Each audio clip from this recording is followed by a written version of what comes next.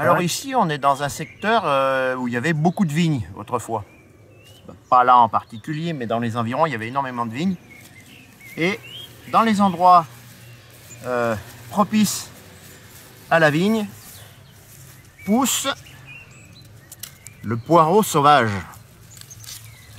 Dit par les... enfin, pas toi, disons, les porillons, ou sur Corin, le Haut-de-Mélin, par là-haut, les pourillons. Et les pourillons, ou les porillons, les poireaux sauvages. Alors je vais faire attention de ne pas me couper parce que j'ai un opinel qui se referme. Parce que manque de peau, j'ai perdu l'autre. Tu veux le mien, Jeannot? Bon, on va y arriver. Hop, voilà. Alors là, je vais remonter. Il y a plein de petites bulbilles. Regardez. Alors ça, si on le replante, lui, il va refaire un petit poireau sauvage. Voilà. Et là, on sent encore les odeurs. On sent vraiment l'odeur, qui est assez proche de l'odeur de l'oignon. D'ailleurs, c'est de la même famille, c'est Allium. Mais, bon, bah là, ceux-là, ils sont déterrés. La terre est tellement sèche que si je les replante, déjà, je peux pas faire de trou. Et ben, ils vont aller dans mon ésophage. Ouais, mais voilà. Il faut... On peut parler aussi du milieu de vie de cette plante. Alors, sur les terrains secs et les talus en général. Ouais. Les talus, les terrains secs, donc un peu comme la vigne, et caillouteux. Ça aime pousser au milieu des cailloux. Et puis, alors cuit, c'est vraiment en salade, sensationnel. On peut en faire aussi une tarte au poireau, bien entendu.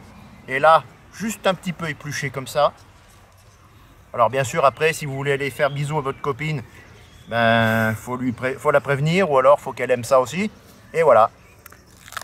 Il faut savoir que dans l'Égypte antique, l'Égypte ancienne, donc ils avaient tendance à payer les personnes en bottes de poireaux. Ah oui. C'est-à-dire que le poireau était quand même un légume franchement apprécié. Oui. Ça valait de l'or, quoi. Et voilà. Et c'était aussi un très vieux remède médicinal. Et alors, le poireau, c'est aussi le surnom du mérite agricole. C'est de l'oseille. Alors déjà un bout de plastique qui n'était pas prévu. Et ça, c'est presque comme le rumex, mais avec ces petites pointes là. Et puis c'est plus vert, il n'y a pas la nervure rouge. Ça, c'est de l'oseille sauvage. Bien. Alors il y a des personnes qui disent que c'est la même chose. Non. C'est pas tout à fait pareil. Il y a quelques différences. Ça t'envoie pas aux toilettes comme pourrait le faire le rumex. Si. C'est aussi. Comme mon père appelait ça la clé des chiottes. Les anciens avaient de l'humour. Disons que si vous avez des problèmes pour évacuer, ça vous aide. N'hésitez pas, c'est d'une efficacité redoutable. Ouais, pas trop non plus, parce qu'après... Non mais bon, c'est vrai que ça se prépare très bien en sauce. Ça fait avec du poisson. La feuille, elle est en forme de lance. Hop, et ça se recourbe là. Et elle est plus courte. Alors l'autre, je l'avais mis dans ma poche, malheureusement, elle n'a pas bien tenu le choc. Elle n'a pas cette forme de lance. On va essayer de prendre une de chaque. Hop. C'est très proche, hein. Même au niveau du goût, celle-ci est vachement plus fine. Enfin, elle a un goût plus fin. C'est plus raffiné.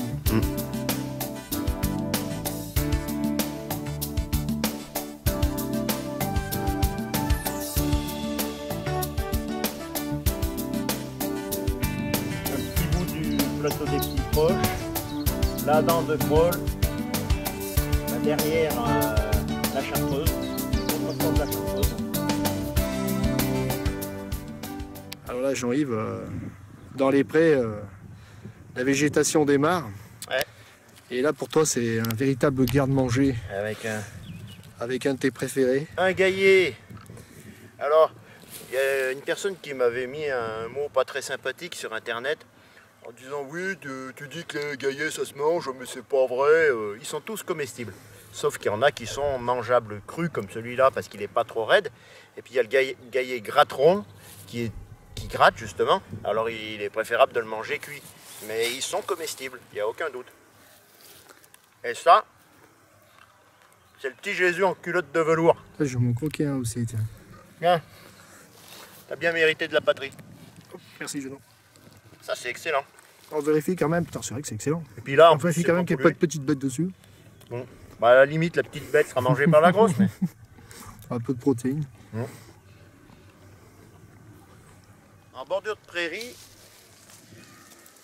on vient de trouver, ça s'accroche, la garance voyageuse.